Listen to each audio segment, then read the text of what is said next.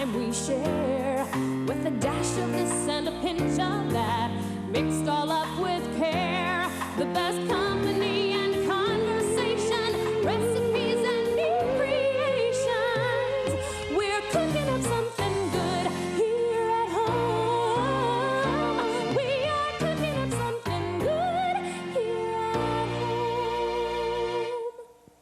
Hi, good morning. Well, I know I don't usually say good morning, but this morning, or today, I'm going to be starting to get the coffee going because we're going to make breakfast today. And I know that probably where you're watching this program, breakfast has been a long time ago because sometimes we're seen in the evening, sometimes we're seen in the afternoon. But how about tomorrow? Make a nice breakfast for your family. Today, that's what we're doing. A complete, no great big fancy breakfast, but just a good basic breakfast.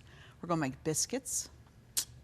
That's kind of southern, isn't it? Because in the north, we tend to go for the bagels and the toast and stuff, but we're going to make homemade southern biscuits and show how to do omelets and some other surprises along the way. So I'm glad that you've joined us today. We want to say hello to all our friends in Kansas City, our friends in Chicago, and just anywhere you're watching today, we're glad that you're with us. It wouldn't be the same without you. I know I say that all the time at the end, but it really wouldn't be the same without you right here at home. Let me read a letter that I got. I love to get the mail, you know that. In this letter, she doesn't ask for anything. She just says, "Dear Arlene, I just wanted to write and tell you how much I enjoy your show. Every week it gets better and better. Thank you. My 4 small children ask, 'Mom, are you watching your cooking show again?' And each week my husband asks, 'Well, what did Arlene make this week? It sure smells good.' That's because I try everything you make each week. How about that? Your show is simple, but so informative. My husband loves stuffed cabbage, and in 15 years of marriage, I've been too afraid to try to make them myself. Well, after watching your program, I thought, I can do that. So I did, and they were wonderful. And just as easy as you said they would be. I'm anxious now for the eggplants in the garden to grow so that I can try this past week's recipe, which, remember, we made some eggplant parmesan. She's anxious to try to make some of that. Thanks, Arlene, for your wonderful program and for welcoming me into your home each week." You know, I appreciate that so much because just knowing that we're motivating someone to try to make that thing. For 15 years, her husband loved stuffed cabbage, and she never tried it because she thought it was too hard to do. And she tried it and found out that it wasn't that hard. And that's what we're all about. We want to motivate you to try to make that thing that you think you can't, because 9 chances out of 10, you will succeed in doing it. Well, I had another lady, she wrote and she said, "Please send me your recipe for some of the things that we have been doing." And she says, "I enjoyed your show. Do you have an easy recipe for biscuits?" Well, Helen, today's your day. Like I said, we're doing breakfast, and we're going to get started in just a minute. We'll be right back after this important message, so stay tuned. We'll see you then.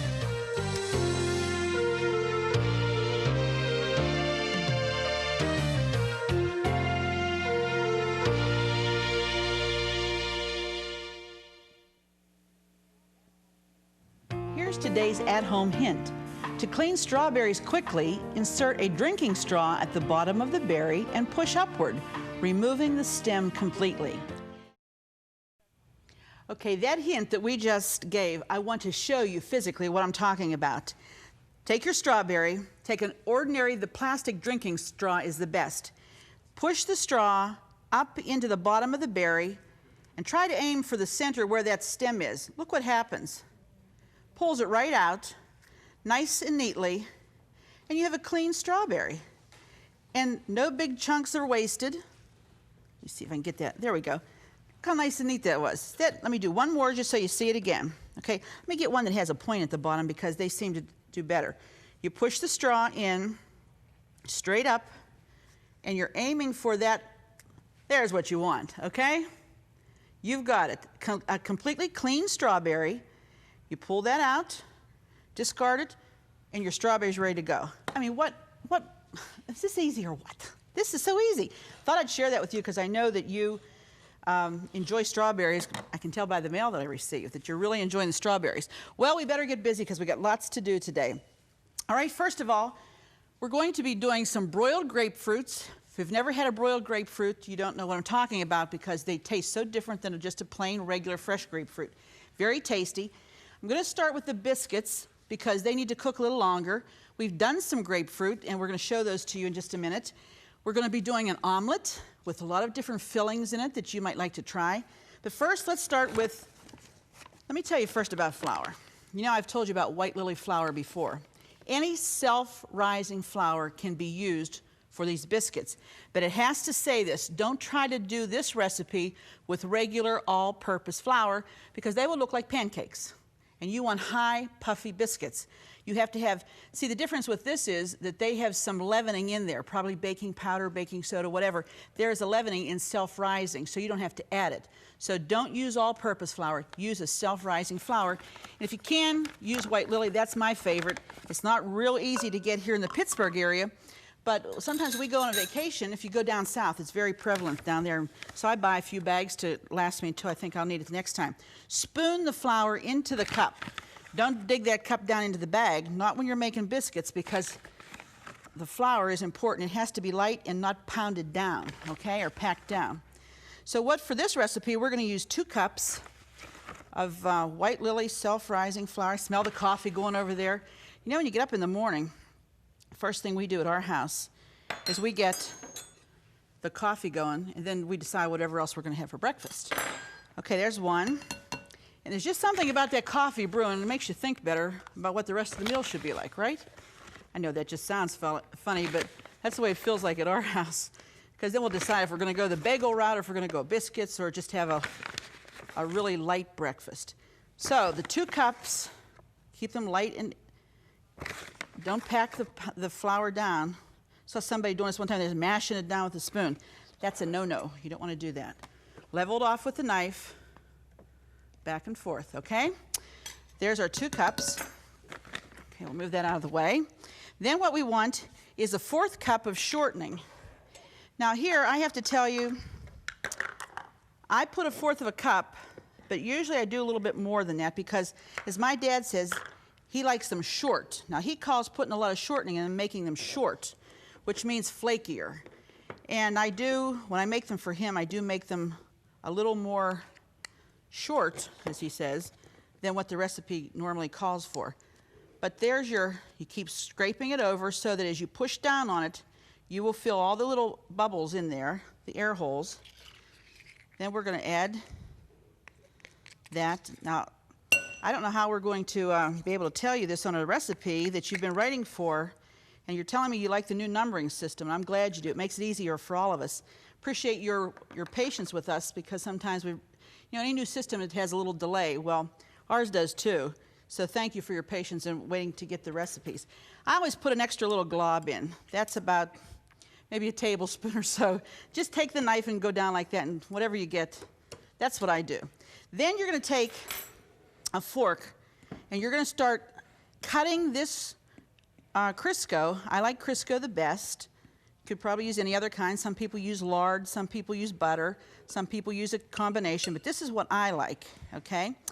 And you start to cut this in. Anytime you cut the oil or the grease or the butter into the flour, you're making a pastry. This is the same principle that you do a pie crust. You cut the lard or the butter or the Crisco into the flour until you get little morsels. Boy, am I really flipping this stuff all over the place here. Sorry about that. They have to be morsels like oatmeal, and sometimes that takes a little bit of time, but it's worth it. Just be patient. Now see, from looking at that, I can tell I'm going to need a little bit more Crisco in there. So I just add until I feel like it's enough. I would say probably it's closer to about 1/3 of a cup of Crisco. That's for 2 cups of flour, okay? And normally, if I'm in a hurry, I'll get my hands in this because you can tell it by the feel. And once you have made biscuits for a while, you'll begin to feel what they feel like, and you'll know, well, it feels just about right, or there's not enough, or there's too much flour, or whatever. You'll be able to tell, okay? So once you have that cut in, then we use buttermilk because it's richer, and that's what it's called for. It's about 3/4 of a cup, 2/3 to 3/4 of a cup of buttermilk. Now, the principle behind good biscuits is you do not work and work and work the dough. You don't do that. When you do a yeast dough, you have to knead it so that you're kneading it, and you're kneading the air into it, and it's making a good dough. Well, this is not that kind. You want to work with this the least amount that you can. So the only thing you do is you gather this together. You stir it only until it comes together. Okay? I always have a tendency to save back a little bit of the moisture because I think, boy, if I get it all in there and then it's too wet, what am I going to do? Okay? See, this is not all together yet, but you don't want to work it and stir it and stir it. You want to just stir it until it starts to gather into a ball, which it's doing. Okay? These might be a little dry, but I think we're going to make it. What I do then is pour or spread just a little bit of flour on my counter. See, this doesn't look like anything yet because it hasn't come into a shape or into a form. But you don't want to work it that much because it shouldn't. The more you work them, the tougher the biscuits will get. The same with pie crust. The more you work a pie crust, the tougher it gets. So I scrape this out of the bowl. Okay. Put that over there. And all I do is with my hand, I begin to mold it and shape it. Now remember what I told you, you're not going to knead this. Don't knead it because they get tough. Just shape it with your hand. Just keep shaping it. If it feels like it's a little moist, add just a little bit of flour. Don't put half a cup on here. Just sprinkle very lightly with some flour so that it doesn't stick to your hand. Okay? You keep shaping it. Going around and around, shaping it. Okay? Until it gets to pretty uniform. You think that looks pretty uniform there. Okay, then I take my rolling pin, and you might feel like, well, this is a little damp. Just put just a tiny bit of flour so you can get them cut out. Now here's the key. It depends on how high you want your biscuits. Some people would roll them out till they were be very thin, and when they puff up, they're not very tall. And it also depends on what size you want, but I tend to like the biscuits about that size, and I like them thicker, so we use the biscuit cutter, and you dip it into your flour bag, because it'll stick to it if you don't, and you start trying to aim so that you get the most for your money, okay? And I need a baking sheet to put them on. Get my baking sheet here. Over here. Okay. Now this is on an ungreased baking sheet, okay?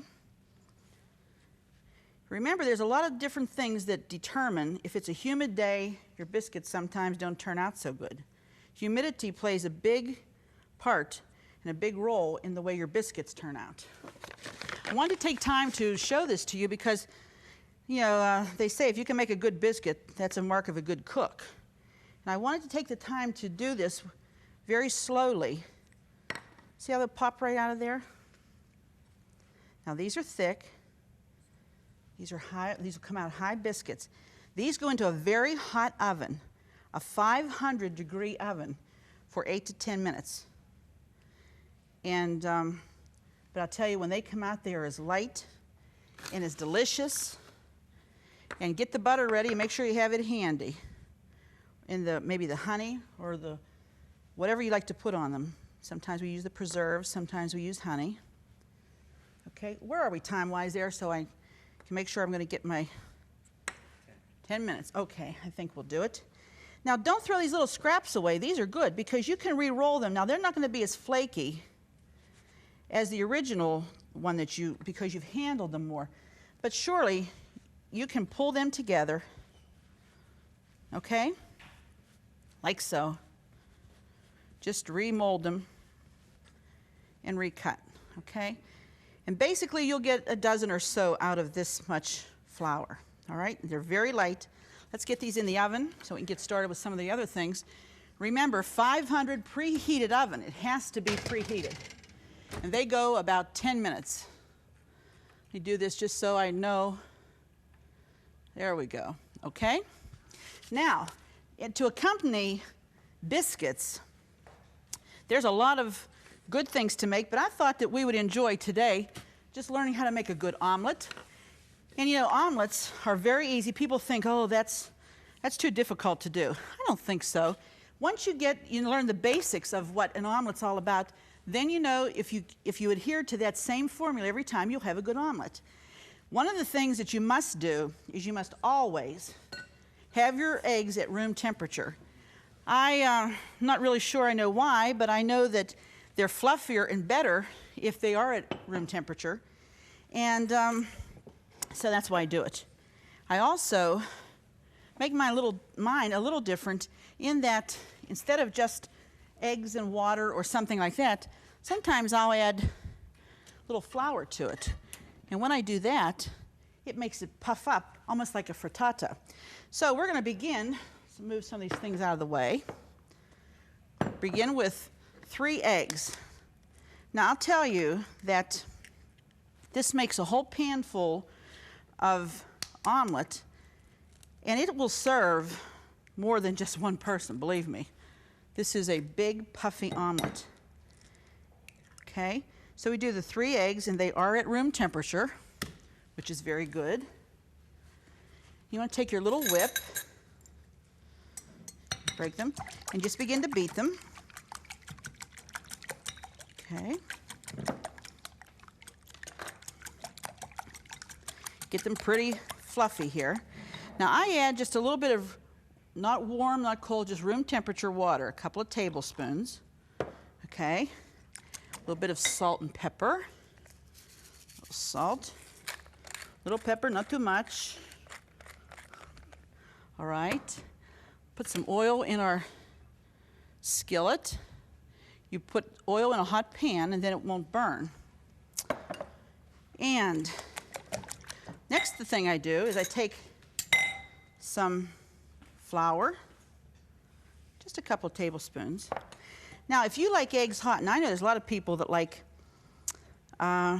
tangy things, something that's got some zip to it, and they add Tabasco right about now, and that's fine.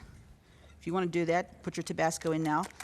But once you add the flour, you got to really beat this so that there's no lumps in that. You can add some Parmesan cheese now if you want to, whatever. Okay, I'm going to put a few bits of onion in here, let it get started to get brown. You know, omelets can be filled with so many things. You put the basic egg omelet together, and then what you fill it with before you flip it can be bacon, you can put cheese, you can put sausage, you can put broccoli that you've blanched a little bit. There's numerous things that you can do, all kinds of things. And what I'm going to accompany this omelet with is a piece of ham that I have purchased at the store. And basically now, these slices of ham are 94% fat-free.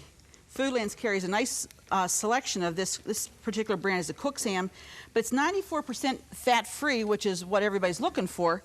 And you just brown it in a skillet. It doesn't take time at all. You can even do it on a grill if you wanted to.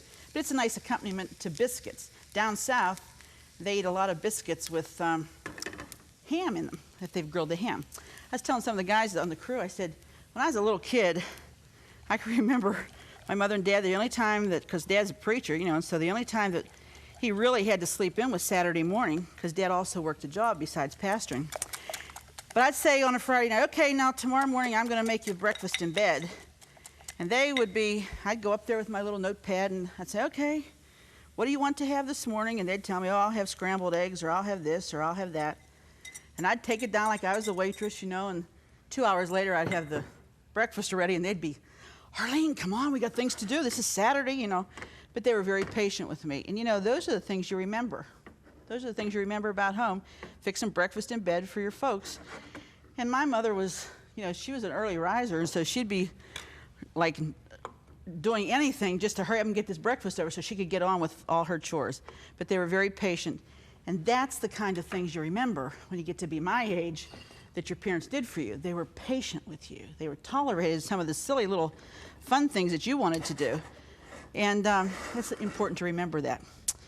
Okay, so we've got it going here, and you want to make sure that it cooks. You got to keep putting a little hole in the center so that that omelet, turn this up just a bit, so that that omelet will cook clear through, because you don't want to put any of your fillings in just yet. What I like to do when I have some fresh dill, I like to sprinkle that on. Nothing like fresh dill, or even dried fresh dill. And you're going to want to be sure these non-stick skillets are a must when you're doing something like this. Because you see how it's setting up already? But look how loose that is in that pan. It's horrendous to try to do something like this in one of those, not a well-seasoned pan, because they just stick. And you end up making scrambled eggs, right? Forget the omelet, go right for the scrambled eggs if you have a problem like that. But this will set right up. You can see that it's cooking. I don't want it to go too fast because it'll burn on the bottom. It's getting just nice. I don't know if you can see how brown that is. You see it's just a little bit lightly browned. Oil is the best to do this with. Butter will burn because you're cooking for a prolonged period of time. So let's let that set a little bit. Let's take a little look at our piece of ham, which is just browning. Better turn that up a little bit. A lot of water in hams. It's hard to find. I guess down south they have those fresh hams that don't have water added to it. This is just about there, okay? Just about there. And keep pouring it to the side so that the part that isn't cooking starts to set. Then, in this one, let's add some good old cheddar cheese. Okay, everybody likes cheddar cheese. See how our biscuits are doing. They just have a few minutes. Okay, and we'll crumple up a little bit of bacon. This is pre-cooked and drained very well. Okay, how about a little bit of sausage? We'll go for the ultimate, as one of the restaurant changes calls it. And we're just about there. When you get to this point, it's time to flip it. And you say, now, Arlene, I don't know how to flip an omelet. Well, I'm going to show you the easiest way in the world. If you can do it, if you can get your spatula under like I am, you're ready to go. If you can't, here's what I'll show you how to do it. You take the plate that you're going to serve it on. It's up here. Okay? And all you do is pour it out, and when you pour it out, you flip it over. Okay? Well, that one didn't work too good. Let's do it again. There we are. See how golden brown that is? It's beautiful. Now I'll just take a few tomatoes, and we wanted to make it look nice when we put it out on the platter. This would serve two very hungry appetites, because the biscuits that will go with it and the broiled grapefruit, which I haven't forgotten, I'm going to show you that in just a minute. These are all parts of a very good breakfast. Okay, then if you don't have parsley, don't worry about it, but if you do, it's nice to put some of that. There's our omelet. Okay, now let's take a little look at the biscuits are coming up. They're browning beautifully. We're going to be right back in just a minute, and we're going to finish up the whole breakfast. I'm going to present it to you, but here's a very important message for you, so please listen closely.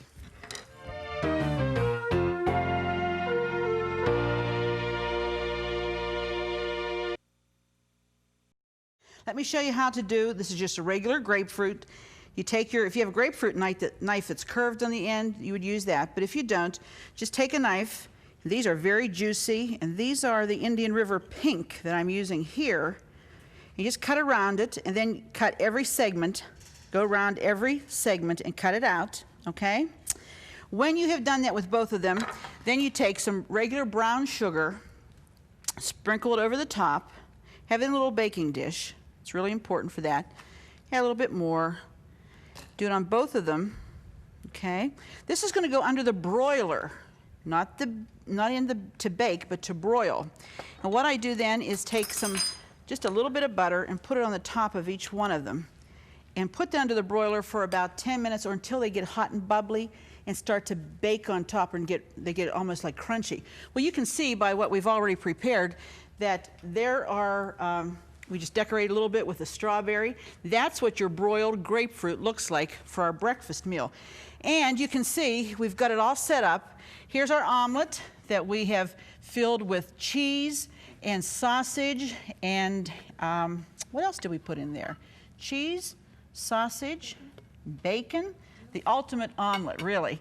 And here's our bowl of fresh strawberries. I want you to see these light and fluffy biscuits. They break apart. They are so, look at that, as light as you could imagine. Put a little bit of marmalade on there or some strawberry preserves or maybe some honey. The people down south enjoy honey on their biscuits.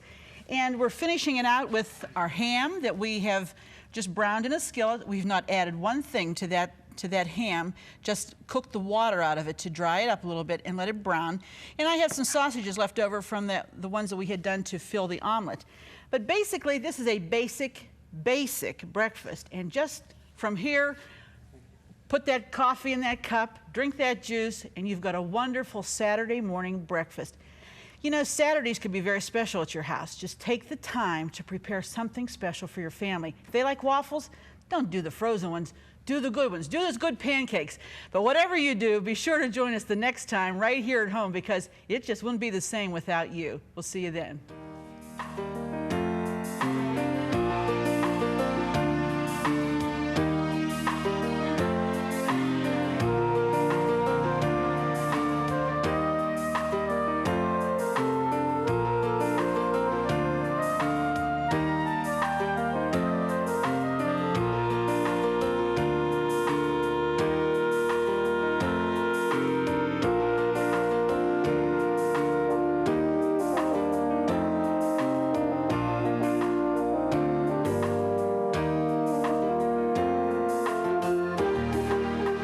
Fresh produce provided by Jordan Banana, wholesalers of fresh fruit and vegetables in Dravosburg, PA. Cookware provided by Woolies. Your favorite gourmet deserves the best for less at Woolly Balcony Cookware. Groceries provided by Foodland, where the answer is always yes. Cornerstone Television wishes to thank all our faithful viewers whose consistent prayers and financial support have made this program possible.